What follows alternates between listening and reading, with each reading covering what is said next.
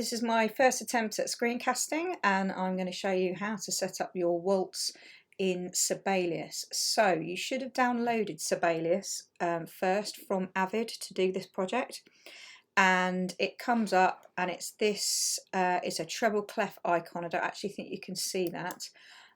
So what I'm going to do is I'm going to go into new there. And what we want is a string quartet. So you've got various things you can choose there, but what I want is a string quartet. I'm going to go back because I've done something daft there. Could have a saxophone quartet, a brass trio. I'm going to go for a string quartet simply because that's what we want to write for at the moment. Now, being a string quartet and being a waltz, we're going to need it in 3/4 time. Okay, so we just look for 3/4, which is there. Okay, our instruments are fine, and then we go on to create. And now I'm going to drag that a little bit so that I can see it, so it pretty much takes up the whole screen. Okay, so hopefully you should be seeing that. Now I've got these handy little toolbars here. If I can just grab this, that is your keypad. You should be used to that if you've used Sibelius in Year 10 lessons. If you go to view up here, you have got keyboard if you want a keyboard, you've got a fretboard if you want a fretboard, and you have got the transport bar.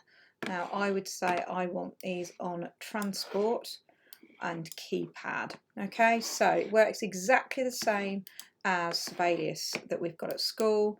So you take your key, take your crotchet, and you're going to drop that in there. So there's my cello note first.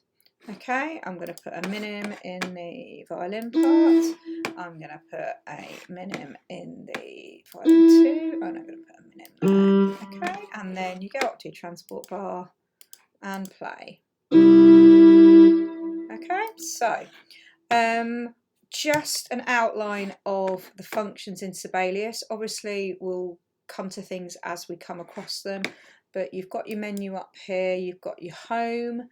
To be honest, not using that a lot at the moment. You can add or remove your instruments there, but remember in this version, in the free version of Sibelius, you only have 4 instruments. Okay, we're going to stick to that so that you don't have to pay for it. What happens when we get back to school in September, or whenever we get back to school, is another matter. Okay, you've got your add and delete bars here. Okay, we go to note input. Again, this isn't a huge thing that I've used so far when I've been writing. Notations, this is something I use a lot of. So instead of using the shortcuts that we used before, you can literally drop it in. So if I click on a note and I click on that, it will just happen. So I'm just going to Control-Z that. Okay. Text, again, you've got a much easier way of doing text. So if I want this E in the violin part to be pizzicato, I just click on there, and then, oh no, I don't know why that didn't work, pits. So it doesn't just apply for pits, it just opens up the dialogue. So if I want to do it there, I can put something else in there if I want to. Okay, if I want to do a dynamic, I go on there and then I write in MP. Okay, if I want to put a tempo on there, I go to the tempo and then I write in Allegro. Okay, now being a waltz, one of the 2 main features of a waltz, as we discussed in the last class, is the fact that it's in 3/4. We've already got our 3/4, 3 crotchets and a bar, and we have got an cha-cha bass line. So I'm going to get rid of all of this for the moment. Okay, I'm going to leave that one there. I'm going to get the pits rid of. I'm going to leave the Allegro because that's a pretty good tempo. Waltzes are fast. Now, what we're going to do to make this waltz then, and to make the cha-cha, is we need to come up with a chord sequence. I'm writing in the key of C because I've been lazy and I've forgotten to put a key signature in. So what I'm going to do first, we've got that slow harmonic rhythm, so I'm going to have an intro of 4 bars. So I'm going to go and try and find my double bar line. There it is. Okay. And what I'm going to do in the bass line is I'm going to have a chord of C, and then the rest of the notes in the chord of C I am going to layer up here. Don't want a quaver, I want a crotchet. Okay, so there's a G, got a G there as well. I'm going to have an E here. Okay, and that is going to sound like this. Okay, and that is our cha-cha.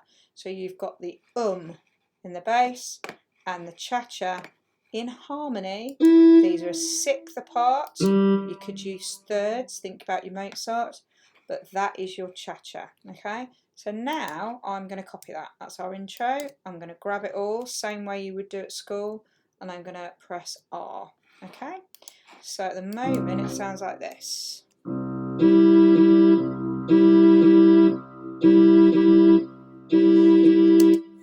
I'm going to make that a little more interesting, and I'm going to put on the second one, I'm going to make that a quaver. Okay, so I'm going to do the same there, make it a quaver, and then I'm going to have that.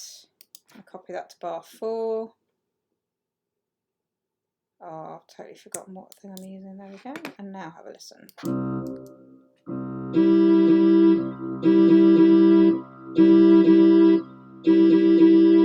Don't actually think that's fast enough. I'm going to look at the tempo. I'm going to put the tempo up here. Now, it's usually about 170, at least 170. So let's have a look now.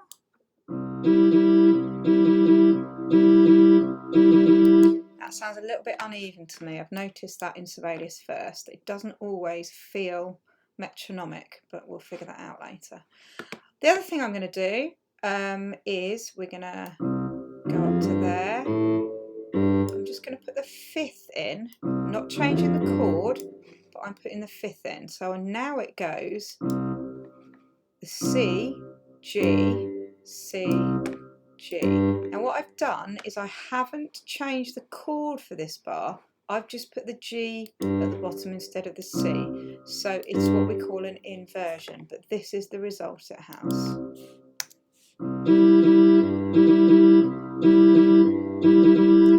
And there we have a basis for the rest of our waltz. Okay, we've got the 3/4, we've got the cha-cha, we've decorated the cha-cha there, we've got the change of bass line, we've got the fast tempo, and we've got the slow harmonic rhythm, the rate of the chords changing, because it's only one chord for 4 bars. Okay, so your first task is to basically get into Sibelius, open up a string quartet, and give me a 4-bar introduction in a key of your choosing.